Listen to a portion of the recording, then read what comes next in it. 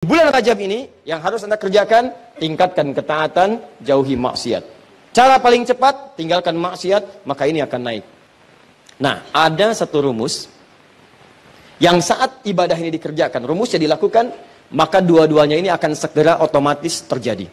Saya ulang, ada satu rumus, satu jenis ibadah yang kalau Anda kerjakan ini, maka secara otomatis semua jenis maksiat akan ditinggalkan dan semua jenis ketaatan akan dikerjakan. Ibadah itu namanya puasa. Cuma puasa yang saat dikerjakan pada saat yang bersamaan, maaf, orang yang puasa saat mengerjakan puasa itu pada saat yang bersamaan sudah pasti akan meningkat nilai ketaatan dan amal ibadahnya. Silahkan kalau tidak percaya. Anda tidak puasa belum tentu bisa memberi. Silahkan cek.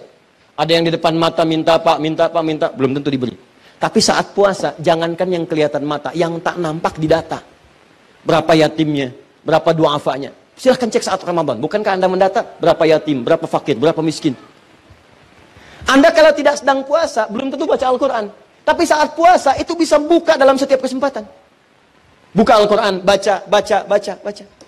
Anda kalau tidak sedang puasa, jangankan sholat sunnah, sholat fardu terlambat biasa. Tapi kalau sedang puasa, jangankan yang fardu, yang sunnah Anda kerjakan. Di puasa itu, pada saat yang bersamaan ketika dikerjakan, pasti bisa meningkatkan amal soleh. Saat bersamaan, orang puasa pasti meninggalkan maksiat. Nggak ada orang puasa sengaja mengerjakan maksiat, nggak ada. Dan dia akan jaga. Silahkan cek. Lisan mau berdusta, dipancing-pancing, nggak mau. Ya, lihat. Mau marah, ditahan. Kenapa? Takut batal puasanya. Itu latihannya. Maghrib jam berapa sekarang? 18, 17, 18, 19, 20 ya. Kita ambillah pertengahan 18. Jam 6 lewat 18. Maghrib jam 18. Ada orang mencela Anda habis-habisan jam 18 lewat 15. Tinggal 3 menit lagi maghrib. Anda diprovokasi. Dasar begini, dihina habis-habisan Anda. Dihina habis-habisan. Tapi Anda nggak membalas. Padahal biasanya temperamen. Ditanya, kenapa nggak balas? Nanti habis buka. Habis buka. Takut batal puasa. Itu makanya cara terbaik berevaluasi diri itu saat puasa. Puasa, tahan maksiat, kerjakan semua nilai ketaatan-ketaatan. Makanya disebutkan di hadis Muslim, nomor hadis 1960, riwayat Sayyidah Aisyah, dikuatkan oleh keterangan Ibnu Abbas radhiyallahu taala anhuma, Nabi itu teman-teman sekalian, ya, sering meningkatkan puasa di bulan-bulan hurum, Ya, bulan hurum termasuk bulan Rajab. Ya, kata Sayyidah Aisyah, termasuk juga kemudian Ibnu Abbas radhiyallahu taala anhuma, saya kadang melihat Nabi sallallahu alaihi wasallam sering puasa, seakan-akan nggak buka, tapi juga sering melihat beliau buka, seakan-akan nggak puasa. Ya, maksudnya apa? Maksudnya, kalau Anda ingin kemudian meningkatkan puasa di bulan-bulan hurum, seperti bulan Al-Muharram, bulan Dzulqa'dah, bulan Dzulhijjah, bulan Rajab, itu silahkan, boleh-boleh saja. Walaupun tidak ada kekhususan mengkhususkan puasa di satu bulan saja, tidak. Ya, tapi kalau Anda ingin tingkatkan puasa, silahkan. Ini dalilnya yang sahih. Apa dalil sahihnya? Tadi saya bacakan. Ya, pertama isyarat ayat Qur'annya menyebutkan demikian. Yang kedua untuk puasanya hadis Muslim nomor hadis 1960. Kalau Anda ingin menunaikan puasa di bulan Rajab dengan mengikuti Nabi, isyaratnya untuk menghidupkan evaluasi diri, terkhusus di bulan-bulan haram yang 4 tadi, maka itu tidak ada masalah, silahkan. Sunnah, boleh. Kalau ada yang tanya, boleh nggak saya puasa bulan Rajab? Silahkan. Anda mau Senin puasa? Silahkan. Kamis puasa? Silahkan. Tidak ada batas seperti hari-hari biasa. Seperti hari biasa. Cuman pahalanya ketika Anda kerjakan untuk menghindari maksiat, maka tadi itu bisa berlipat dari hari-hari sebelumnya. Jelas sampai sini?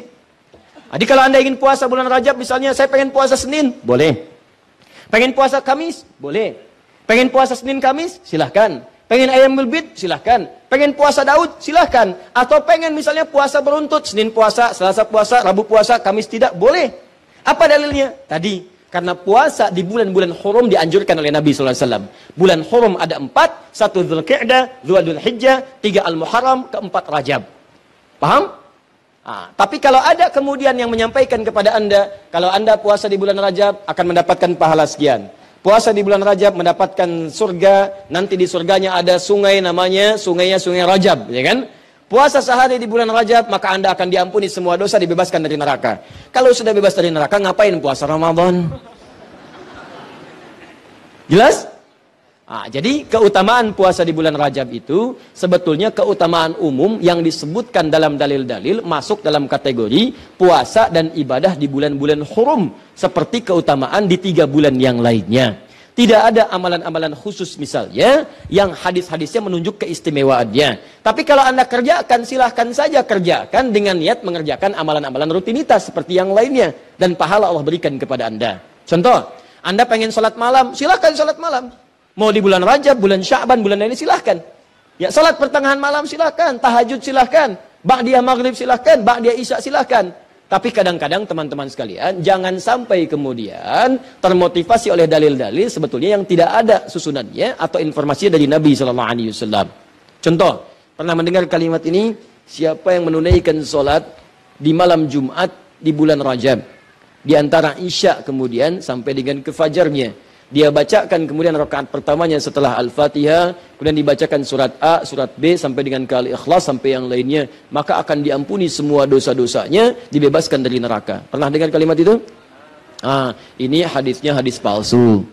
Ya, hadisnya hadis palsu. Bahkan di kitab hadis palsu pun tidak ditemukan.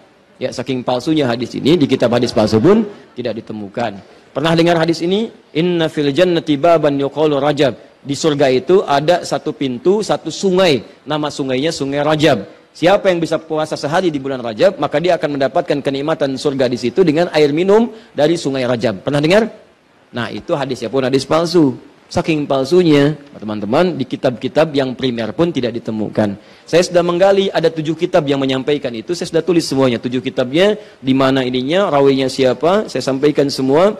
Ini ada At-Tashi' Ashar al-Masyhur Baghdadiyah, pengarangnya Abu Tahir As-Salafi, Fadailu Syahr Rajab Al-Hasan ibn Muhammad Al-Khilal, Fadl Rajab Abdul Qasim ibn Asakir, Al-Amali Al-Khamisiyah karangan Yahya bin Al-Husain Asy-Syajari, Al-Jurjani, Syu'abul Iman karangan Al-Baihaqi, At-Tadwin fi Akhbari Qazwain karangan Abdul Karim Ar-Rafi'i, Fadailul Awqat karangan Al-Baihaqi. Semuanya dicantumkan untuk menginformasikan pada kita hadisnya maudhu, palsu, paling minimal dhaif. Jadi dituliskan itu untuk kasih informasi, ini hadisnya dhaif ya. Ya, hadisnya palsu, jangan dipakai sebagai rujukan. Bukan dituliskan untuk menginformasikan pada kita itu amalan, jelas. Tapi kalau Anda misalnya pengen bangun malam, silahkan. Cuma jangan merujuk kepada informasi tadi. Jadi kita bersikap adil di tengah-tengah. Awas, hati-hati. Hadis ini ditampilkan bukan untuk mencela orang. Jadi jangan sampai Anda melihat ada orang misalnya puasa di bulan Rajab, Anda katakan, oh ya hadis palsu. Bukan.